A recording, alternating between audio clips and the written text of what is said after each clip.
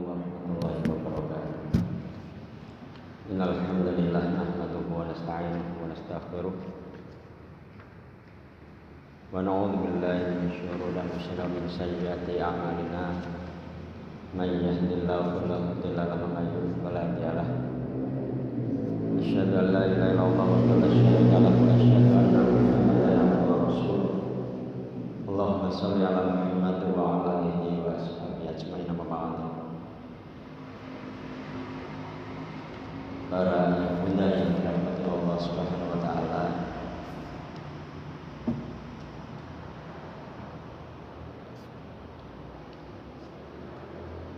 agar dapat menggugah para orang tua, termasuk saya sih, orang tua juga, untuk lebih sadar akan pentingnya orang tua dalam mendidik anak-anak menjadi guru di keluarga.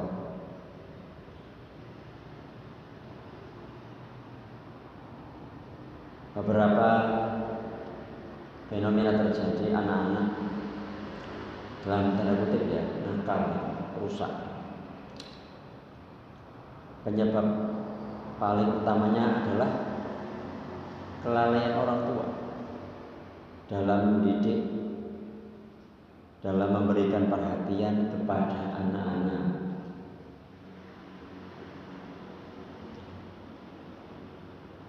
Kalau kemarin saya ada paparan sebagainya itu, sekarang saya akan sampaikan sampai ini sudah pada tingkat kerusakan, kelalaian.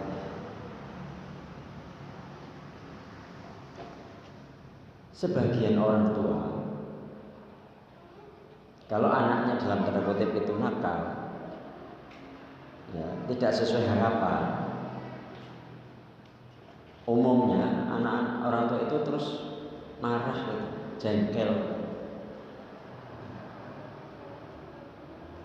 Orang tua menyalahkan anak, menyalahkan mungkin orang ketiga, pihak lain, temennya, gitu, lingkungan, gitu.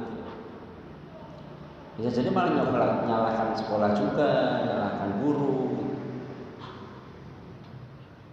Pokoknya ini pengaruh lingkungan nih.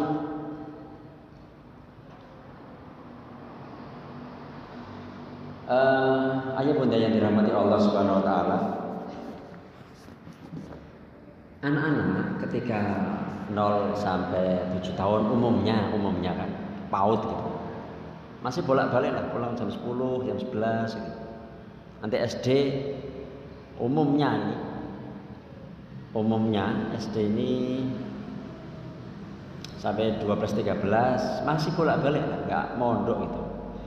Zaman saya SMP, SMA, saya juga SD negeri, SMP negeri, SMA negeri gitu ya. Masih bolak-balik. Bukan mondok. Terus kuliah nih. Setelah kuliah 1 tahun, 1 semester gitu ya. Kadang-kadang mungkin terjadi, loh kok anak saya jadi begini gitu. Anak saya kok jadi ngerokok, anak saya kok jadi kena narkoba. Misalnya gitu ya. Anak-anak kok ada yang hamil di luar nikah, menghamili anak orang. Kira-kira anak-anak yang dulu ketika di PAUD ketika ditanya besok kamu mau jadi apa, ada nggak yang mau, nanti saya mau nakal gitu, nanti saya mau ngerokok gitu, nanti saya mau narkoba, nanti saya mau mencuri? Nggak ada seperti itu. Kenapa? Ketika 1 tahun 2 tahun di perguruan tinggi misalnya, kemudian terjadi kenakalan seperti itu, kok bisa baru kenal 1 tahun 2 tahun bisa mempengaruhi anak-anak untuk berubah, sementara mungkin 18 tahun bersama orang tuanya? Di mana peran-peran orang tua yang mendidik, yang memperhatikan dan sebagainya itu di mana? Artinya jangan langsung menyalahkan pihak ketiga ini harus introspeksi. Ini harus ini kelalaian saya yang mana? Nggak ada anak yang punya cita-cita mau nakal, nggak ada. kullu mauludin yuladu alal fitrah fa abawahu yuhawidanihi aw yunasironihi aw yumajisanihi. Setiap bayi lahir dalam badan fitrah. Orang tuanya lah yang menjadikan dia entah Yahudi, perilaku Yahudi diikuti. Menjadikan Nasrani, mungkin nggak langsung dari Nasrani murtad, tapi perilaku Nasrani yang diikuti, atau Majusi, perilaku orang Majusi diikuti gitu. Kan orang tua ternyata. Kemudian Ibnu Qayyim rahimahullah menjelaskan aktsarul aulad innama jaa fasaduhum min qabli al-aba wa ihmalihim lahum wa tarki ta'limihim faraididdin wa sunnatihim fa'adha'uhum sihar.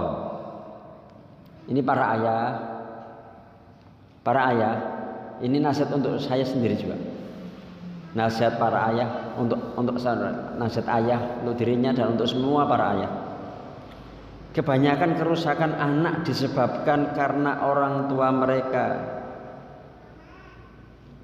Kalau di sini mau diterangkan memang orang tua, tapi kalau mau di teksnya itu bapak. Mereka menelantarkan dan tidak mengajarkan anak-anak ilmu wajib dasar-dasar agama. Ini harus pulang ini. Ini para ayah harus pulang. Ada taklim di rumah. Kan saya bukan ustadz.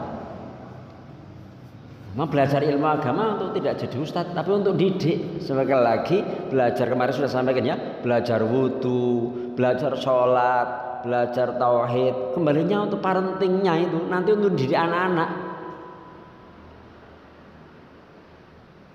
Untuk didik keluarga, menjadi guru keluarga, ngaji hadis, ngaji tafsir, ngaji tauhid gitu ya, ngaji ya, ilmu-ilmu tentang rumah tangga, ngaji ilmu-ilmu tentang anak-anak, itu ujungnya akan kembali, karena ini adalah miniatur masyarakatnya di keluarga.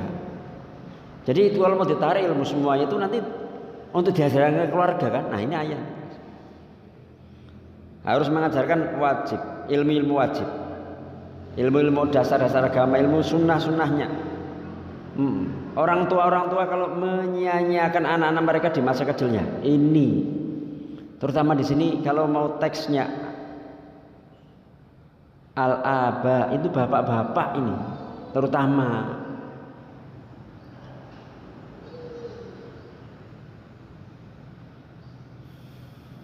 Bapak itu nahkoda, suami itu nahkoda yang akan membawa kapal menuju surga. Lah kalau nggak ngerti jalan menuju surga, bagaimana mau sampai ke surga? Wong jalannya aja nggak ngerti.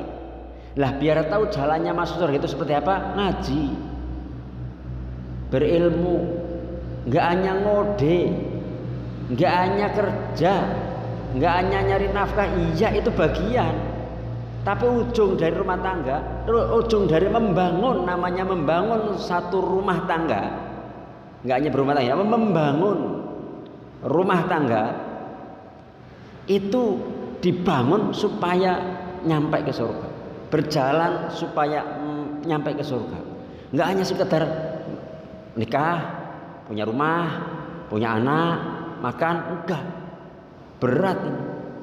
Akhirnya terjadi sekarang banyak gimana? Misalnya ada anak-anak yang nggak karuan gitu ya. Itu sekali lagi itu boleh dikatakan anak itu korban.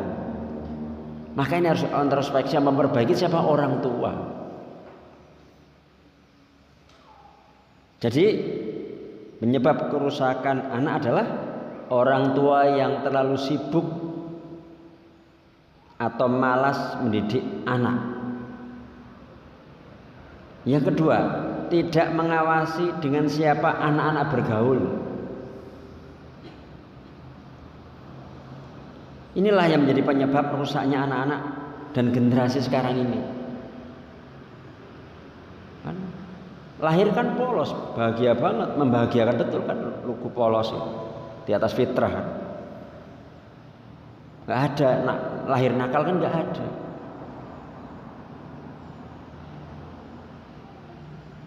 Ya, dari hal di atas ini, maka orang tua ini Bu, ayah ibu berarti harus benar-benar memperhatikan apa itu? Orang tua harus mengajarkan dasar-dasar ilmu agama, mengajarkan adab Islam, mengajarkan akhlak mulia, enggak diserahkan semuanya ke sekolahan. Sejak kecil putuput mau 3 tahun di sekolah ke. Bukan. Ada peran-peran ngajari Al-Fatihah, ngajari enam, makan pakai tangan kanan, ayo sholat, ayo masuk kamar mandi tangan kiri, ini begitu, terus ya diulang. Diajari tanggung jawab, ayo numpain, ayo ngepel, beresin mainan apa dan sebagainya, terus itu. Capek ya capek.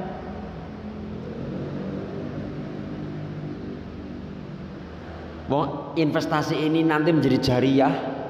Coba, jariah itu kan 3, ilmu yang bermanfaat. Tidak semua orang diberikan ilmu, tidak kesempatan dalam artian sering gitu ya. Mungkin ya menyampaikan beberapa nasihat bisa gitu ya, jadi jariah gitu.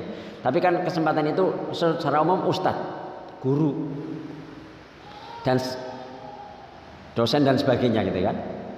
Kemudian ya sedekah jariah, tidak semua orang diberikan titipan kelebihan. Jadi yang memungkinkan semua bisa adalah punya anak soleh, yuk diperjuangkan. Anak soleh yang kemudian akan bisa mendoakan orang tua. Dan ini diperjuangkan karena inilah yang menjadi umur kedua kita. Investasi yang besar, manakala kita mati, anak-anak kita mendoakan kita. Bagaimana? Ya upaya kita sekarang-sekarang ini menjadi guru untuk anak-anak kita. Mindsetnya begitu. Jangan sekolah di mana ya gitu.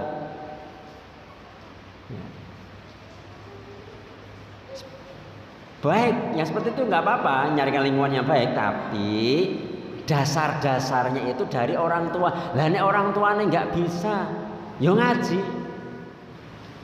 Nah orang gelem ngaji, lo rumah tangga mau kemana ini?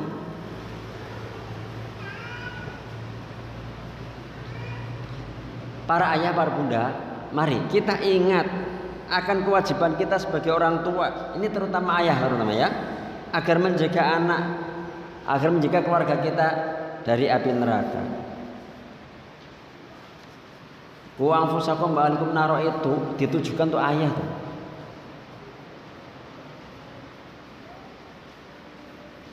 Menjaga nahkoda ini dijaga ayah yang berperan besar di sini. Ibu-ibu ngingetin ya, cari suami yang memang mengajak ke surga. Berat menuju surga sendirian. Kalau nggak bisa bimbing itu berat. Nggak hanya sekedar ganteng, nggak asal sekedar mapan, tapi benar-benar yang membawa ke surga, menjaga dari neraka, mengingatkan ya hal-hal yang kurang pas. Senang bahagia betul nih pakai kaos kaki nih, ini harus bahagia betul kalau suami perhatian begitu, peduli begitu, bangunin sholat malam bahagia. Wah ngantuk kan kalau punya suami ngingetin sholat, ngingetin ngaji, alhamdulillah idaman.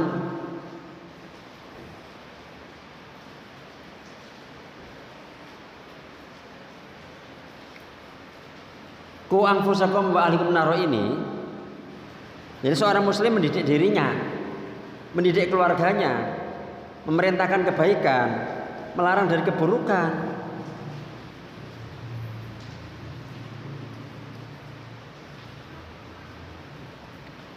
Jika tidak ada dasar agama, anak bisa jadi sukses di dunia, tapi tidak memperhatikan bakti kepada orang tua. Akhirnya mungkin nanti menelantarkan orang tuanya ketika sudah renta. Memiliki adab yang buruk terhadap nangis batin, loh kok anakku jadi gini setelah gede dan sebagainya. Oh ya maaf Pak, Bu, saya sedang sibuk, ini mau ada proyek gini-gini. Orang tuanya pengen didatangin, bahkan momen-momen seperti Idul Fitri atau apa itu kurang peduli. Orang tua sakit juga kurang peduli lah. Ini dimulai dari kita ini.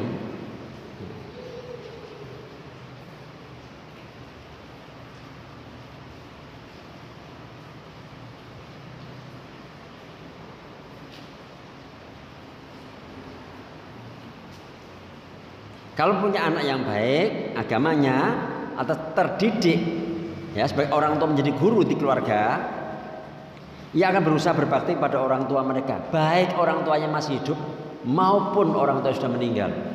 Senantiasa mendoakan. Para ayah, para bunda di sini mendoakan orang tua kapan? Ya kan? Coba ditambah di setiap sujud kalau sholat sunnah ya. Kadang kalau makmum kan imamnya ada yang cepat-cepat gitu kan. Tetap sujud, itu ditambah. Tidak hanya saat apa sekali-kali tok.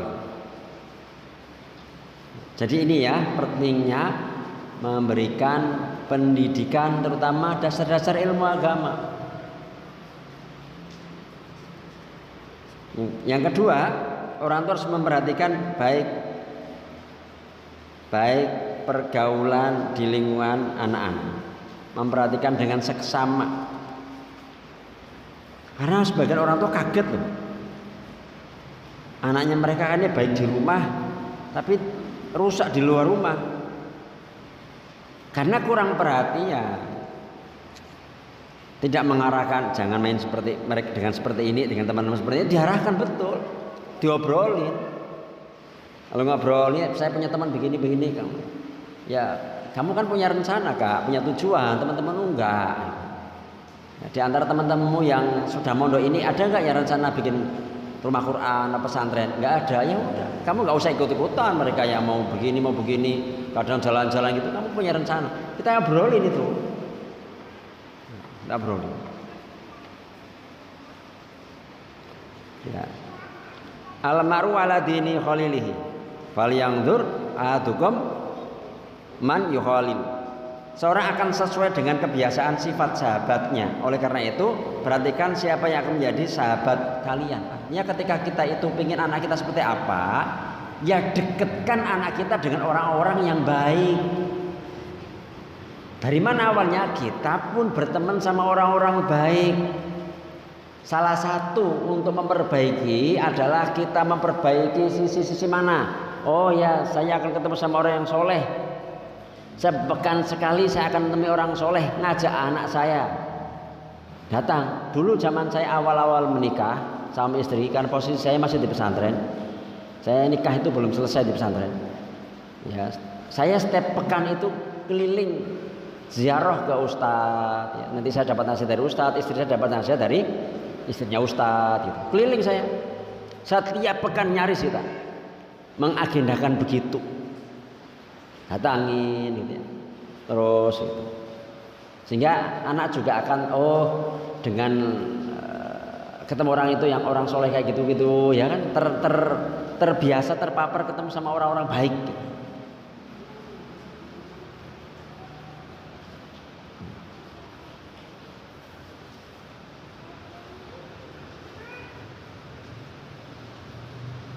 Jadi ini sebagian kerusakan anak-anak seperti ini nggih. Ayah bunda ini jadi sebuah perhatian betul, kejar-kejaran betul luar biasa. Jangan sampai anak kita dididik dengan HP. Waktu kita kurang sama anak-anak, ngobrol sama anak-anak kurang dan sebagainya. Terus anak-anak kita dididik dengan HP, dengan TV dan sebagainya. Ini benar-benar kejar-kejaran. Bersungguh-sungguh. Ya, bersungguh-sungguh betul.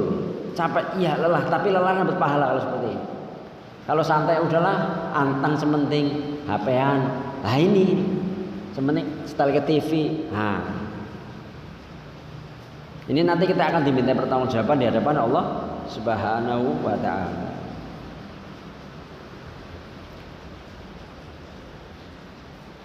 Selanjutnya, hal yang cukup penting lagi yang harus diperhatikan untuk bagaimana membuat anak-anak kita itu baik, ya, mengusahakan supaya pendidikan anak-anak kita baik sehingga kita bisa mendidik anak-anak dengan baik adalah memilihkan lingkungan yang baik untuk keluarga kita. Lingkungan sangat penting, jangan cari lingkungan toksik. Ya. Karena berpengaruh besar dalam kehidupan beragama. Karena saling menguatkan, saling mempengaruhi, ya kan. Kalau ada yang keliru jadi saling menasihati. Kalau yang baik-baik, kalau enggak ya cuek. Ya. Maka pengaruhnya pengaruh buruk aja. Coba kalau kita itu tinggal, tetangga kita itu orang yang sama-sama suka menuntut ilmu, sama-sama nggak ada TV gitu ya, main kemana juga, main ke tetangga mana juga kita tenang lah, paling nggak ada TV, main ke sana juga nggak disuguhi makanan yang aneh-aneh gitu. Wah bahagia kan. Nah memang saya sedang merencanakan pengen bangun kampung-kampung yang kayak gitu ya. Terus kita ada kajian rumah tangga, itu sebagai syarat untuk bisa ikut kaplingannya begitu itu ya. Sampai nanti minta sama Allah buat kaplingan yang begitu gitu. Saya harus ngaji parenting, ngaji akidah, ngaji ini gitu. Bukan bikin perumahan dulu, kemudian nanti orangnya begitu, enggak, tapi harus ngaji dulu baru hijrah.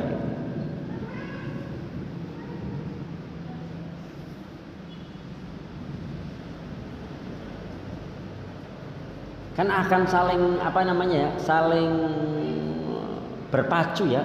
Anaknya dia sudah hafal sekian juz, anaknya dia masya Allah adabnya, anaknya dia kok mau sholat. Wah ini kan saling indah kan, memacu untuk berbuat baik gitu ya sebenarnya ya. Cuman kan gini, enak ya dia ya, anaknya masya Allah ya soleh. Kenapa nggak nanya bagaimana cara didiknya anak seperti itu gitu? Ya. Bukan hanya lihat anaknya, tapi jelas itu hasil didikan orang tua dong, ada usaha orang tua dong. Nah, bagaimana? Nah, nanya saya bagaimana sih? Oh saya setiap hari begini gitu.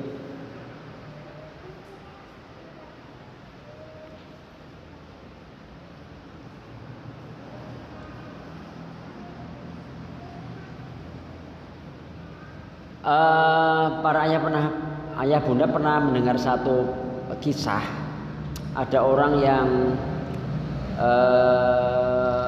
pernah berbuat dosa besar, membunuh orang,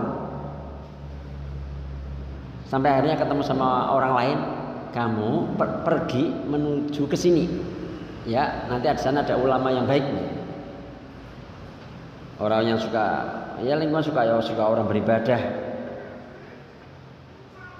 Ya, jangan pernah kembali lagi ke kampungmu, pergi aja, hijrah aja. Artinya ketika niat untuk berbuat baik itu kadang nggak diimbangi dengan hijrah, itu nggak bisa karena pengaruh lingkungan itu. Akhirnya kadang harus pergi, sehingga akhirnya dia pun pergi dan meninggal sebelum sampai ke tujuan. Sudah ada niat baik. Itu artinya pentingnya memilih lingkungan, memilih sekolah, lingkungan. Karena kita yang sudah dewasa, yang tinggal di lingkungan kurang bagus, kita cukup bisa menyaring mana yang baik mana yang buruk.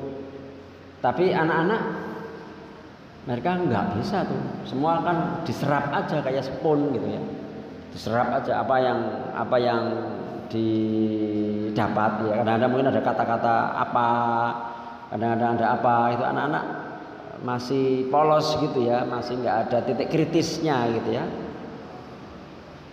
maka sering cepat meniru, cepat ikut-ikutan.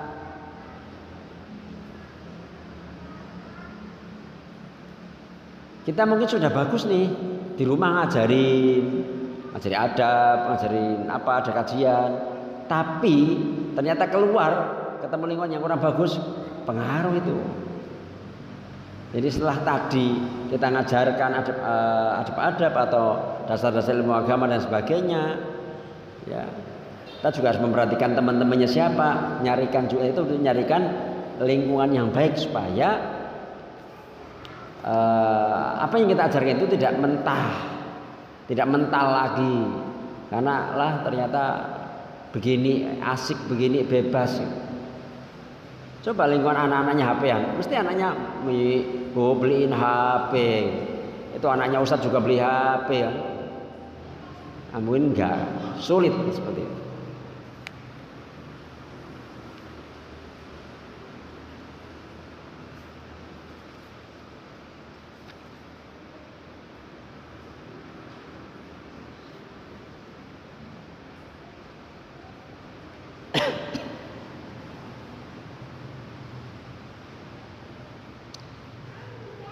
Lingkungan juga berpengaruh terhadap para istri, para ibu. Wanita secara umum memiliki jiwa yang lemah, mudah terpengaruh, terutama dengan harta gitu ya. Maka harus dididik oleh suami, diingatkan agar tetap qanaah. Betapa banyak istri yang sering membanding-bandingkan dengan tetangga. Tetangga sudah punya kulkas, tetangga sudah punya ini gitu. Akhirnya membuat istri meremehkan nikmat Allah, tidak mensyukuri yang sudah Allah berikan. Sebenarnya nggak ada menderita-menderitanya, cukup itu bahagia. Tapi karena mungkin itu fitrah ya, ini udah ada kulkas kita mobil, akhirnya nggak pakai mobil atau sudah punya mobil tapi mobilnya mungkin biasa gitu. Tadinya bersyukur gitu, tapi setelah ada tetangga yang kurang bagus itu akhirnya menjadi kurang bersyukur dan sebagainya. Ya, jadi anak-anak carikan lingkungan yang baik, istri juga carikan lingkungan yang baik.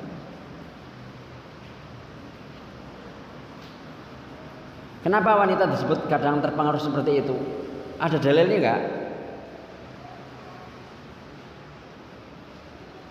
Ketika Dajjal muncul, sampai para suami atau para ayah itu ngikat istrinya.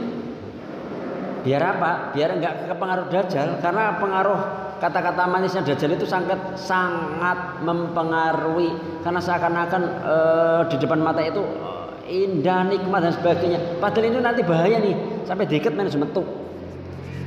Ya.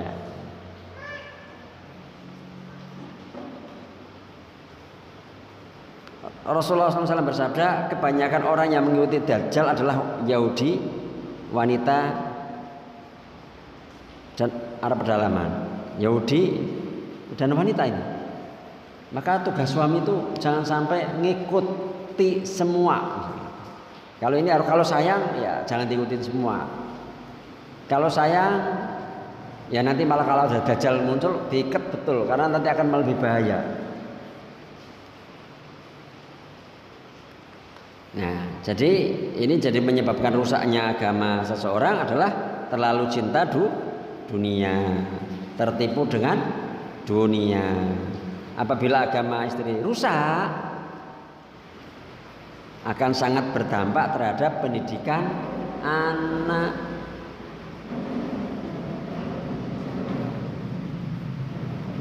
Nabi Nuh soleh, istrinya belum bisa, akhirnya anaknya juga tidak ikut Nabi Nuh kayak gitu.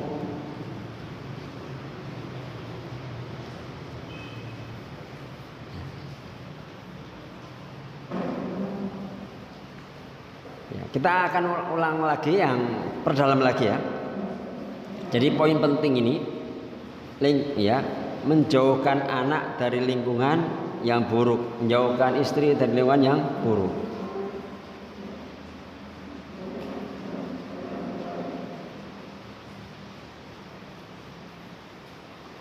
Lingkungan teman-teman sangat berpengaruh pada agama anak kita, terhadap adab akhlak anak-anak kita. Sebagai orang tua, tentu kita sangat menjaga pendidikan anak kita. Akan tetapi terkadang kita kaget dengan perubahan anak setelah keluar bermain dengan teman-temannya.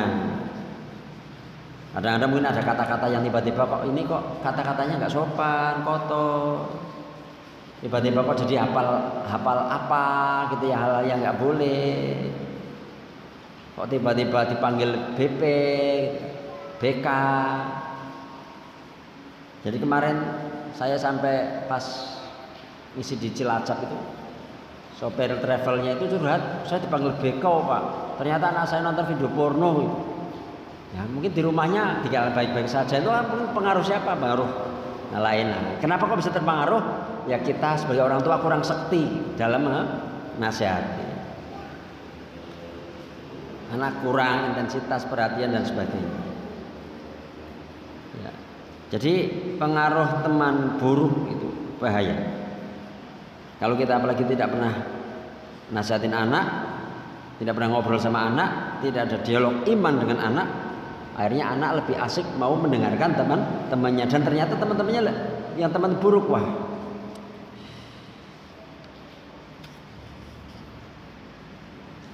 jadi salah satu termasuk ini kunci utama pendidikan anak adalah menjauhkan mereka dari teman yang buruk. Ya. Abu Hamid Al-Ghazali berkata, inti pendidikan anak adalah menjauhkan anak dari teman-teman yang buruk. Jadi kita harus tahu anak kita itu temannya siapa-siapa aja. Apabila temannya buruk, kita harus menasihati dan berusaha sebisa mungkin agar tidak berakrab dengannya.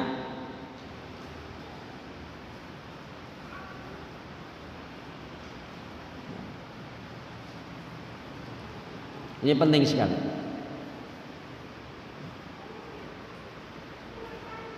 Seseorang itu sangat terpengaruh pergaulan dengan teman-temannya, sungguh. Ya, terutama anak-anak yang masih kecil, mudah ikut-ikutan.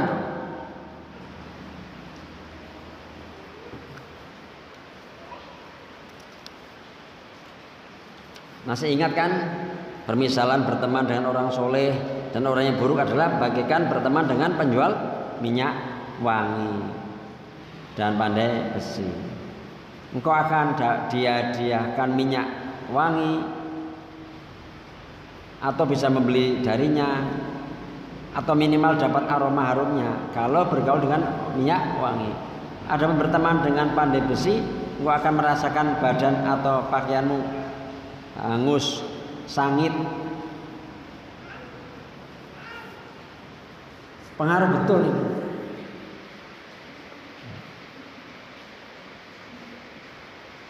Nah, Bunda, kalau tadi saya nyampaikan beberapa ayah gitu. Ini saya sampaikan untuk Bunda ini. Renungkan, jika mendidik anak itu agar anak sukses di dunia saja ya eman-eman, maka ini memang mungkin banyak yang tercapai ya. Kalau kita didik anak, disekolahkan sampai sukses, sampai jadi profesi tertentu, banyak yang sampai bisa mencapai itu.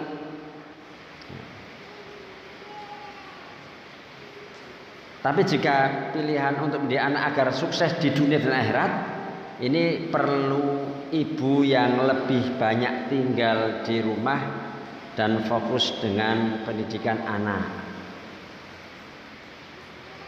Dulu pernah kita bahas ya, wanita karir boleh nanti kalau misalnya kok pas Sabtu Ahad full, malamnya jadi full gitu. Walaupun itu mungkin ada sedikit kekurangan gitu. Ya masih dibolehkan. Tapi kalau mau lagi yang agak lebih, mengajarkan anak-anaknya ada, pengajaran anak-anak Al-Quran, doa-doa sejak kecil, ya.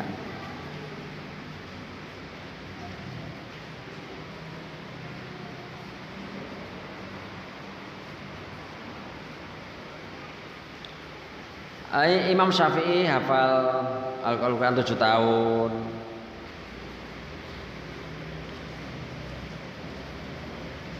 Imam Malik, masya Allah, dia ada seorang ibu di mana ibunya memandikan masih pagi-pagi.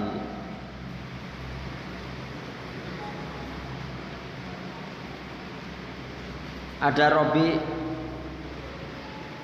gurunya Imam Malik, yang ibunya sampai menghabiskan banyak harta. Sebagian wanita berstatus single parent. Ibu Imam Syafi'i dan ibu Imam Ahmad adalah single parent yang suaminya meninggal lebih dahulu. Ibu Robi ditinggal suami berjihad sejak hamil. Artinya kalau misalnya kok ayah belum ngambil peran, udah ambil.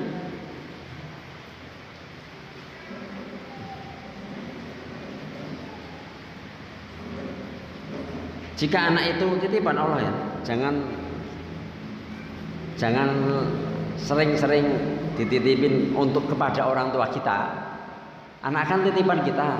Kadang-kadang karena akhir karir dititipkanlah kepada eyangnya atau dititipkan kepada, mohon maaf ya, asisten. Kalau ibu harusnya lebih banyak di rumah daripada di luar untuk mendidik anak-anak. Harusnya mendidik anak perlu fokus di rumah, bukan dititipkan babysitter.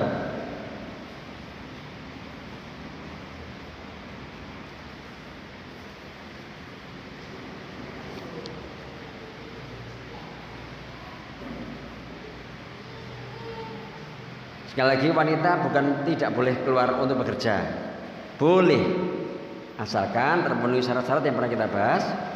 Misalnya tidak menimbulkan fitnah, tidak melalaikan tugas sebagai ibu, istri, dan lain-lainnya, dan di atas ridho suami. Nanti ada kerjasama, dan nyatanya sebagian juga dibutuhkan kan, jadi guru ya di sekolah-sekolah Islam dan sebagainya, itu memang dibutuhkan juga.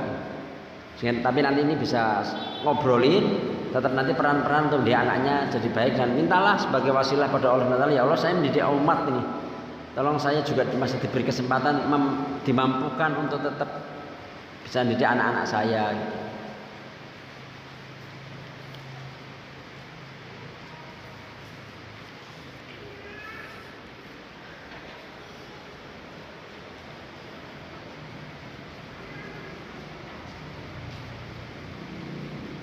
Ayah, kalau tadi saya bahas tentang ibu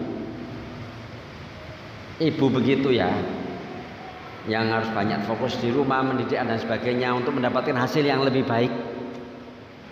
Tapi ingat ya, kalau katakanlah ada istilah madrasah gitu, kayaknya nggak berhenti di situ deh. Tapi kepala sekolahnya adalah ayah. Karena bisa jadi cukup banyak loh ayah yang cuek terhadap pendidikan anak. Udah terserah ibu mau sekolah di mana, udah terserah ibu. Pak ini anak begini, ya udah ibu. Karena malah gimana sih kamu nggak becus ngurus anak? Saya udah capek-capek kerja loh. Kadang-kadang begitu tuh. Beberapa ayah menyangka pendidikan anak adalah tugas utama para ibu madrasahnya. Padahal apabila dianalogikan, ibu adalah madrasah, tentu ayah adalah kepala madrasah, kepala sekolah. Tugas kepala sekolah, tugas kepala madrasah tentu lebih berat, tanggung jawabnya lebih berat, lebih besar. Walaupun tidak ngajar fullnya banyak kayak guru ya. Kalau saya di pendidikan itu kan saya paling kadang ngajar berapa. Kepala sekolah itu paling maksimal kalau di negeri itu kadang ngajarnya 6 jam. Kalau yang lain 24 jam. Iya. Tapi pertanggungjawabannya lebih besar. Kalau ada apa-apa kejadian apapun, yang bertanggung jawab adalah kepala sekolah. Maka hendaknya para ayah terus ingat bahwa tugas terberat adalah menyelamatkan keluarga, anak, istri dari api neraka. Bukan sekedar sukses di dunia saja.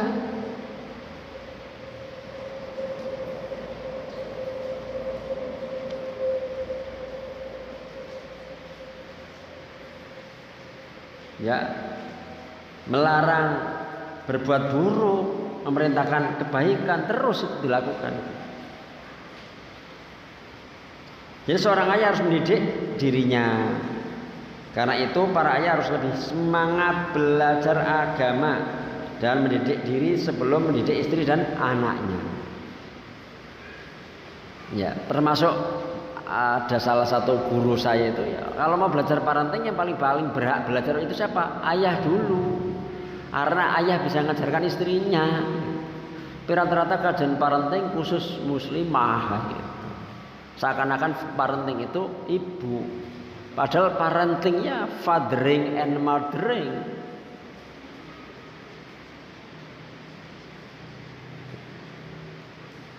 Ayah sebagai kepala keluarga, sebagai nakoda harus benar-benar memperhatikan ini. Maka introspeksi diri, menjauhi maksiat, ini harus sangat penting untuk para ayah. Karena maksiat yang ayah lakukan, suami lakukan bisa berpengaruh buruk terhadap istri dan anak-anak. Ada ulama yang mengatakan jika aku bermaksiat kepada Allah, aku akan lihat pengaruh buruknya ada pada perilaku istriku, anak-anakku, bahkan hewan tungganganku. Kalau suami itu maksiat, istrinya ada perubahan, anaknya ada perubahan, bahkan tunggangannya kadang-kadang nggak mau jalan. Kalau sekarang itu motornya gampang mogok, bocor apa dan sebagainya, istrinya kok kadang nggak bisa dinasehatin, malah nentang-nentang. Ini dosa apa sebelumnya?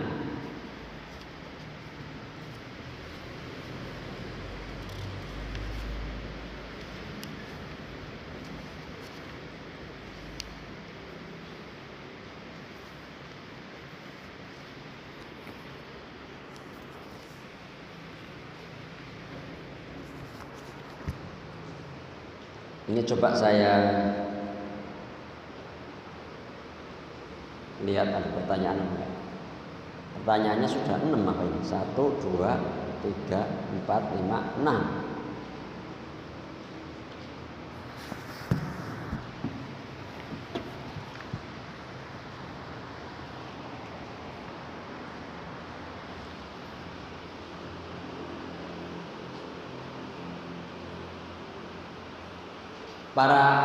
Saya lanjutkan dulu lah sedikit ya.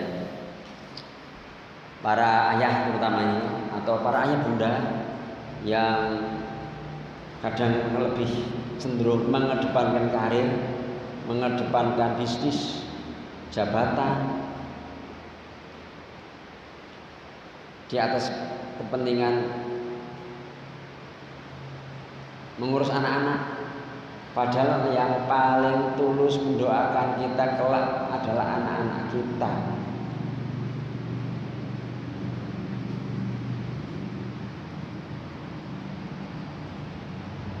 Ini diingat-ingat. Kalau kita punya teman akrab gitu ya, kita meninggal, ya 1 bulan mungkin wis lupa. Kalau misalnya kerja jabatannya diisi oleh orang lain, nggak nunggu 1 bulan. Diisi ulang ada, terus terus ingat, terus doakan. Apa kita juga ingat ada teman kita udah meninggal terus kita doakan terus beneran. Tapi kalau doakan orang tua, iya, untuk itu ya kita didik anak kita, karena itu yang akan paling tulus mendoakan kita. Jangan sampai kalau kita nggak didik, akhirnya anak kita ya nggak doakan kita.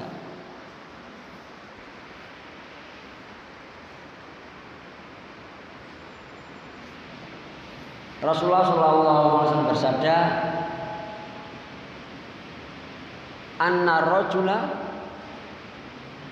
la turfa'u darajatuhu fil jannah fa yaqul anna hadza fa yuqalu istighfari waladika lak. Sesungguhnya seseorang benar-benar diangkat derajatnya di surga. Lalu dia pun bertanya, dari mana ini? Dijawab, karena istighfar anakmu untukmu. Ini yang kita butuhkan untuk orang tua kita, dan yang kita butuhkan nanti setelah kita meninggal. Anak-anak kita memintakan ampun untuk kita. Maka kemarin aja ngobrol, Kak, istri saya nanya sih pas kita ngobrol bertiga, kan ini anak saya udah liburan ya, Kak kasih doain Abi kasih gitu kan. Ya karena Abi sama Umi doakan orang tua kita masing-masing ya. Mudah-mudahan ya Kakak doain Abi sama Umi. Ya kita sampaikan. Kita ngobrol dialog ya. Anak saya beberapa hari ini baru pulang. Tapi ngobrol sambil makan bareng, ngobrol sambil di kamar, ngobrol sambil mau menjelang tidur. Ngobrol tadi pagi saya juga kajian. Setelah saya baca Quran, istri saya baca Quran, terus saya kajian. Karena anak saya sudah 17 tahun ke atas, jadi saya bahas tentang persiapan menikah dan sebagainya. Abi merasa bersalah kalau Abi menyampaikan ke ibu-ibu, istri-istri, bagaimana kalau kamu belum, ya, ini tak sampaikan dari pagi. Saya itu jalan pagi dan sebagainya. Dan ini yang dibutuhkan kita nanti istighfar lah. Berarti kita punya apa? Ya punya tugas besar. Untuk agar anak-anak itu otomatis mau mendoakan kita, tidak melupakan kita. Ya, karena kita mendidik, karena kita memperhatikan.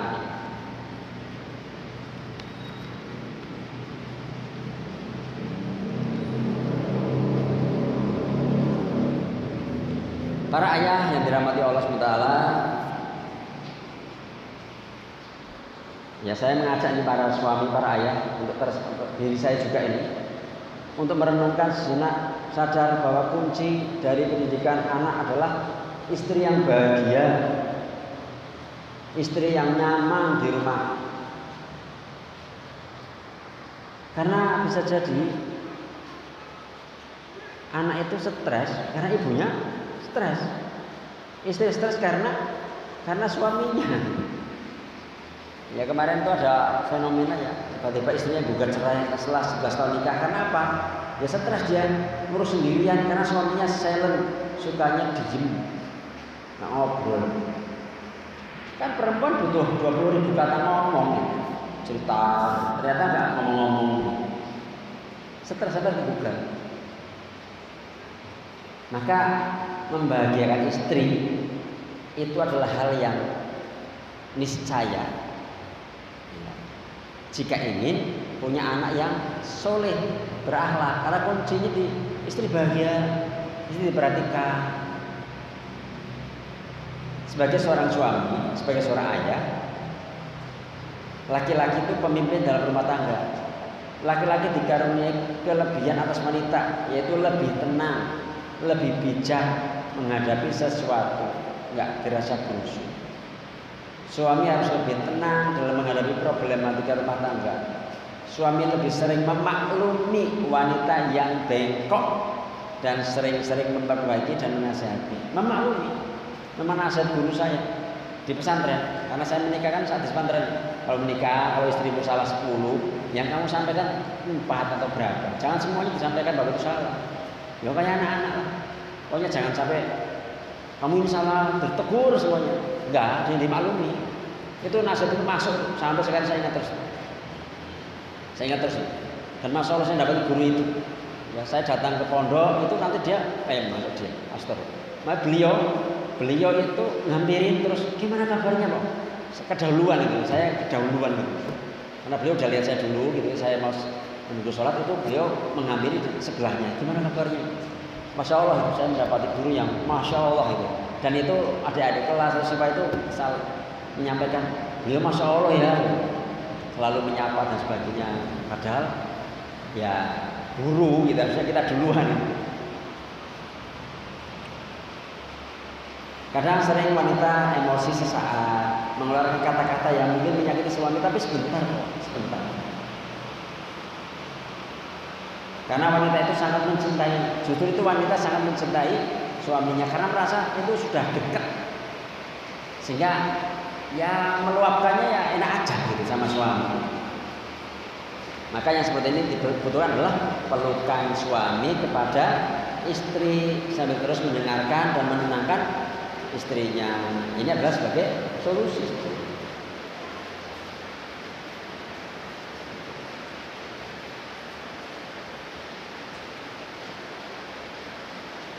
Rasulullah SAW bersabda, orang yang imannya paling sempurna di antara kaum mukminin adalah orang yang paling bagus akhlaknya di antara mereka. Dan yang terbaik di antara kalian adalah yang terbaik akhlaknya terhadap istrinya. Kalau istrinya sudah diperlakukan bak ratu, insya Allah dia bahagia, akhirnya dia nggak stres, dia mau ngurusin anak dengan tenang, bahagia, damai. Kalau para ulama menjelaskan ya, kalau suaminya itu akhlaknya buruk terhadap istrinya, maka itulah akhlak yang sesungguhnya. Berarti dia memang begitu, karena standarnya berarti baik sama istri, disebut orang baik. Kalau buruk sama istri, ya orang buruk. Walaupun di luar mungkin dia lulukan.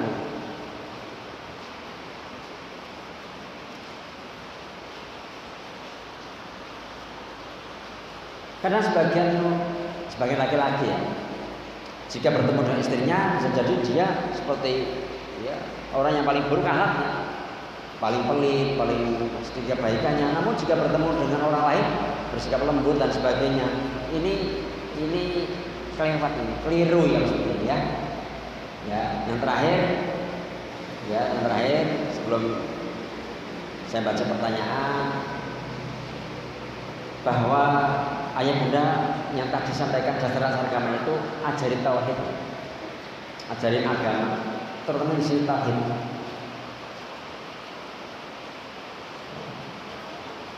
Sebagaimana Luqman, ya la tusyrik billah.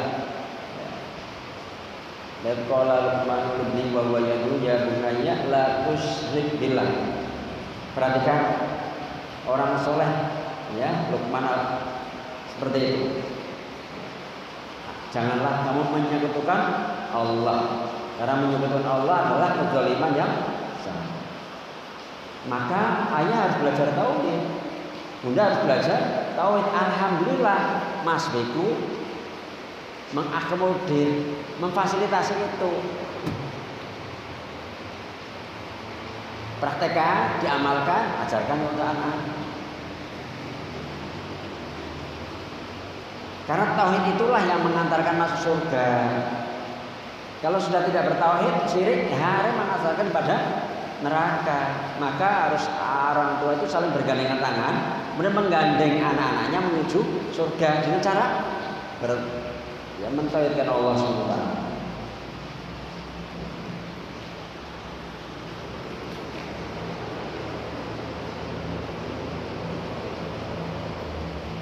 Begitu ya.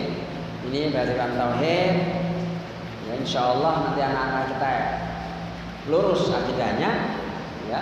Nanti asal mengingat kepada orang tua, mendoakan, berbakti dan sebagainya. Insya Allah. Nah, sekarang saya coba akan baca. Oh, 9. Hujan nggak apa-apa ya. Bagaimana agar bisa menjadi ortu yang teladan bagi anak? Sementara pasangan belum terlalu memahami pentingnya belajar parenting, terlebih karena kesibukan lainnya yang menjadi prioritas. Padahal dalam pendidikan perlu sinergi keduanya. Memang ini menjadi prioritas. Kita itu kadang-kadang nggak ngaji itu bukan karena nggak punya waktu, nggak ngaji itu karena nggak diprioritaskan. Nggak ngaji itu karena nggak diprioritaskan. Anak itu nggak diprioritaskan, ya akhirnya nggak dijadikan ngobrol sama anak. Kalau bapak-bapak atau suami nggak memprioritaskan istri, nggak berusaha bagaimana menjaga istri. Kalau istri suami itu bukan prioritas, maka tidak menjadikan suami itu yang ditaati dan sebagainya. Maka memang penting dan tahu. Kembali lagi ujungnya ilmu. Kalau seperti ini gimana? Kondisinya memang demikian. Coba sih ngobrol sama kami gimana ya? Biar tuntas. Ngobrol ke rumah gitu. Diajak ngobrol ke rumah lah. Atau apa ya? Kalau pas acara parenting yang bukan Kamis begini, coba besok di Sabtu itu, Sabtu besok insya Allah sekolah akil balik itu parentingnya menanamkan tauhid untuk anak. Kalau kemudian suami libur bisa ikut, misalnya gitu. Atau mungkin pas saya kadang ada kajian itu malam parenting itu juga di KS Tubun ya, tapi sebulan sekali juga sih. Bisa diajak nanti, diajak kalau malam toh. Gitu. Kalau memang harus ngaji. Nah kalau seandainya enggak, artinya anti. Alhamdulillah masih punya suami yang mungkin menafkahi sehingga enggak single parent misalnya. Sehingga ini ambil alih seperti ibunya Imam Bukhari, ibunya Imam Syafi'i, ibunya Imam Malik itu yang ya tak urus wis. Walaupun ini lebih berat tentu. Jadikan ini pahala. Dari situ kemudian mudah-mudahan orang ayahnya tersadarkan dan sebagainya, didoakan. Ya tetap ngobrol ketika Mas setelah hubungan suami istri, bikinkan teh, ngobrol gitu. Mas ikut kajian sih, apa buku-buku apa, nanti diobrolin. Mas saya tadi ngaji dapat begini gitu. Ya saya sayang sama Mas, karena Mas punya tugas uang bisa kembali ke Menaro. Yuk gimana yuk bareng-bareng yuk. Saya juga kalau nggak didukung Mas, aku bingung.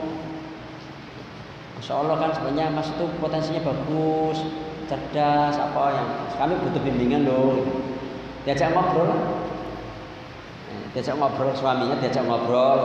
Kalau butuh pihak ketiga ya memang, yuk silaturahim, yuk ziarah, yuk kemana. Nggak harus ke saya sih, ke Ustaz Abdul Husain, ke Ustaz siapa gitu ya.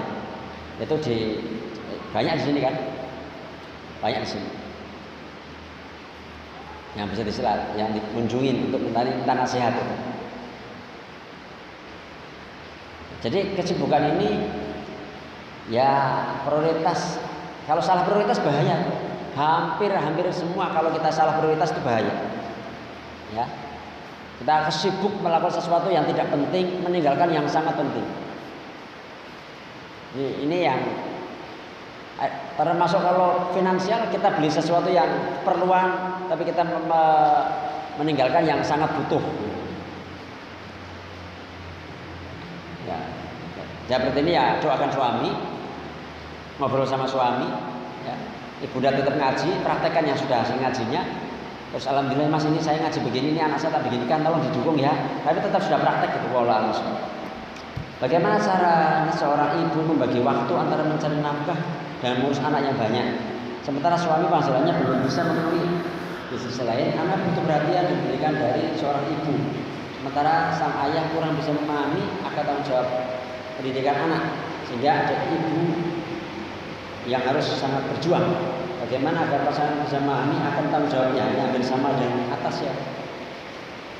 Yang bersama, memang ini fenomenanya para ayah yang belum memahami tanggung jawab mendidik anak. Kalau tadi itu kan ini masukannya dari Umunisa ya. Karena ini ada YouTube-nya, bahas juga yang ayah lah.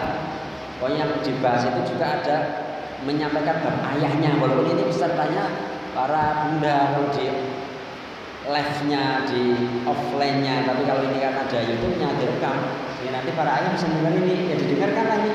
YouTube ini dikirim ke suami atau didengarkan bareng-bareng. Karena ini berat ya pertanggungjawaban nanti ayah. Ini memang nggak bisa ya kalau ada seorang ibu bekerja, kemudian berarti ada yang kurang tuh dalam ngurus anak.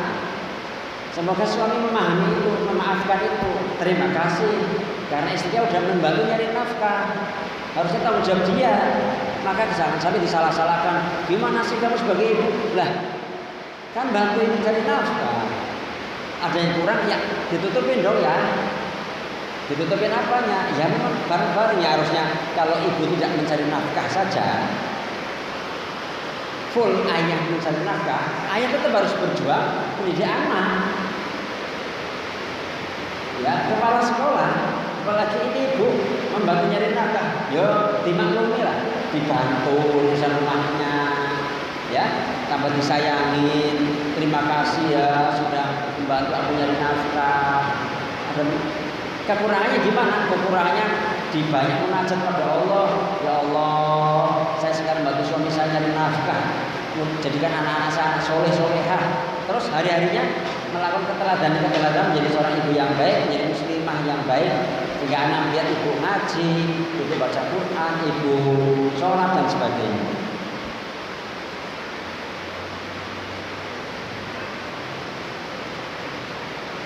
Wallahu. Suami anak tidak ada kepedulian dengan anak-anak, bahkan nafkah saja saya harus mencari sendiri. Allah musta'an. Sehingga rasanya capek. Bagaimana memperbaikinya? Bunda pas kalau capek begini bunda, yang capek nyari nafkah, ngurus anak, itu kan memang lelah ya. Bunda kalau berkenan ke rumah ngobrol sama istri atau WA istri saya atau telepon istri saya, dan saya minta biasanya istri saya ini suaranya kedengeran nggak? Saya minta istri saya untuk memeluk para bunda-bunda yang mengalami seperti itu. Ini tolong dipeluk karena kemungkinan ini butuh didengarkan, butuh nangis. Nah, akhirnya istri saya memeluk para bunda yang begitu. Jangan sampai ini menjadi bom kemudian meledak. Lelah begini kan sampai sekali ya. Jadi kalau mau ke rumah monggo gitu kan. Ke rumah nanti mungkin ngobrol sama istri dan sebagainya gitu kan. Syukur-syukur bisa sama suami alhamdulillah. Nah, untuk bundanya biasanya nanti istri saya tak minta untuk memeluk bunda yang mengalami hal seperti itu. Wallahu a'lam.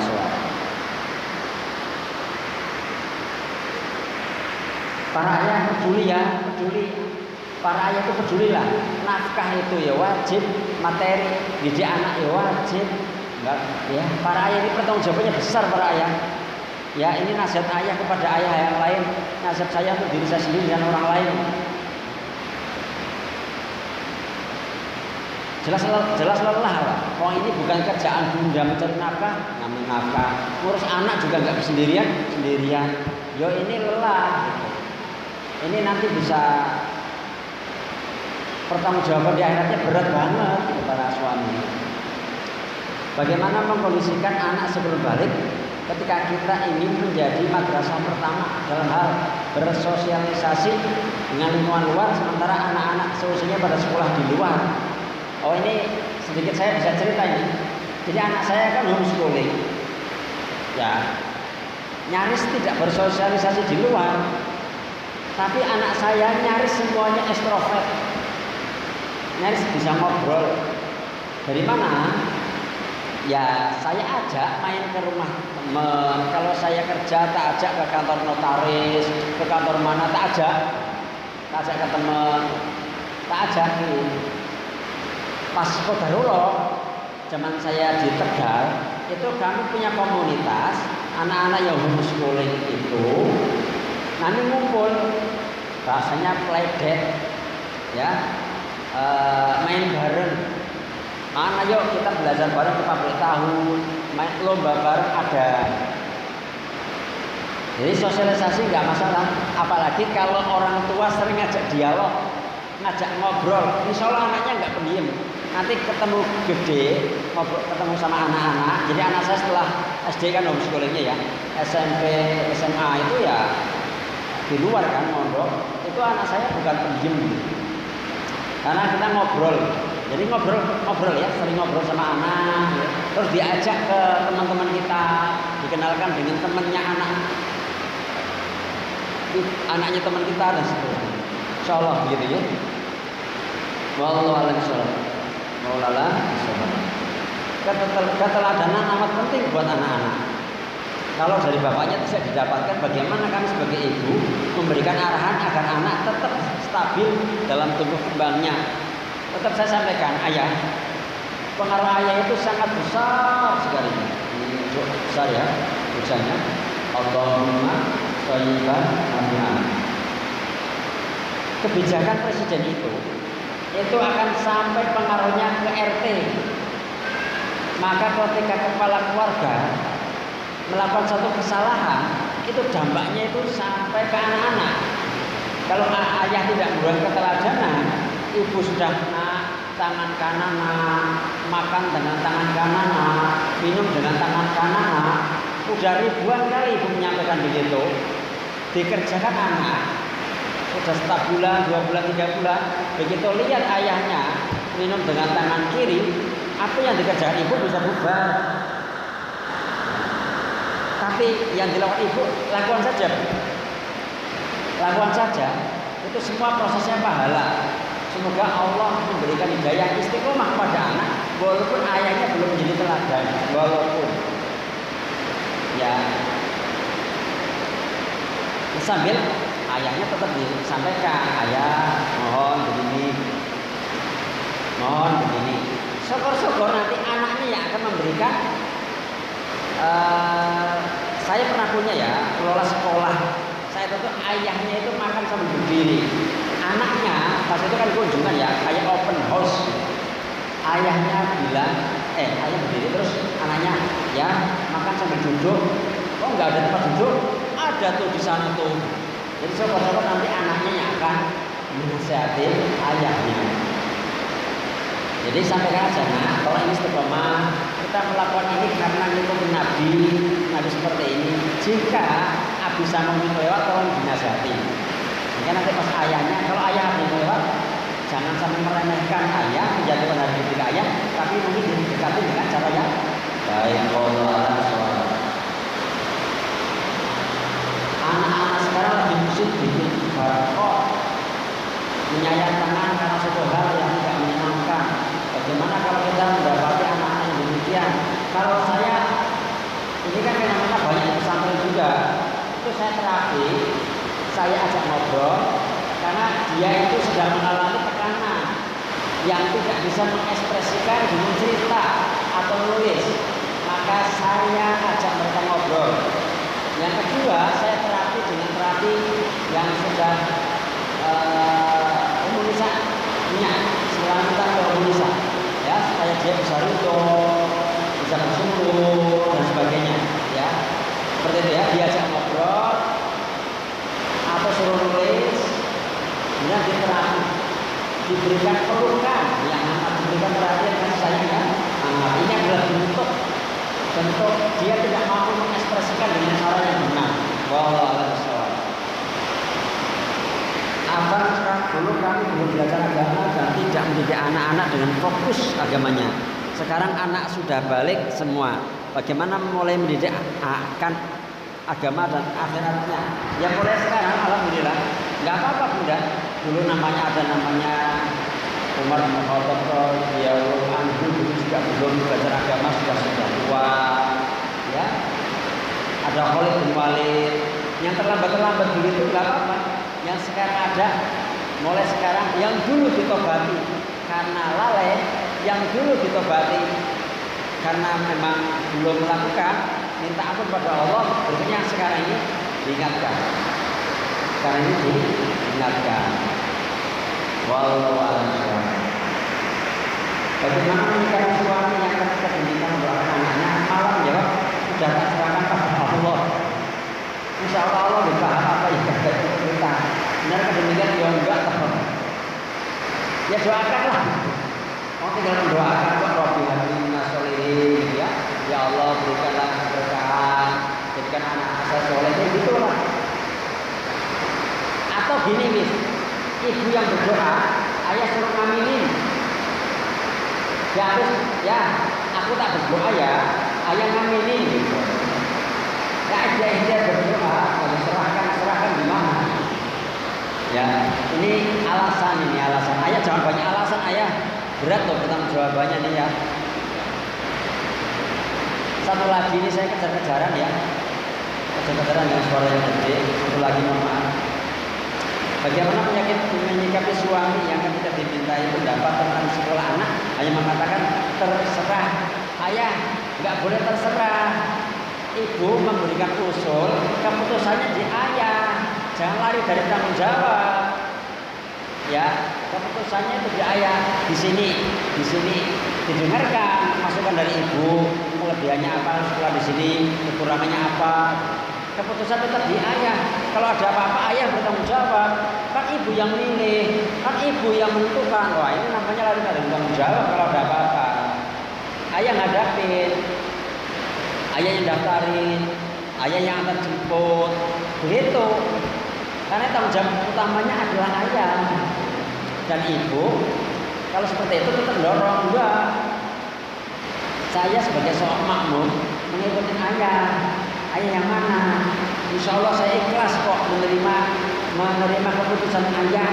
Jadi dorong suami supaya buat keputusan. Ya, wallahu a'lam bishawab. Tadi ya. Subhanallah wa bihamdihi, asyhadu an la